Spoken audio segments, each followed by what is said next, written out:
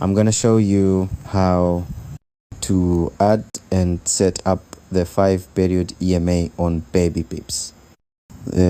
So to get started, go to your BabyPips account, and from here BabyPips doesn't have a trading tool. So you need to open a third-party trading application. I recommend TradingView or MT5. And then when you're on TradingView, the next thing you do is go to the indicator and then search for moving average exponential or EMA. Then after you selected it, it will show on the chart automatically. And to change or set the period, you have to click on the settings. And then from here, we have to change the length from 9 to 5.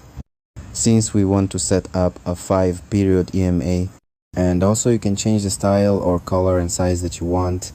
After that, just press OK. That's it.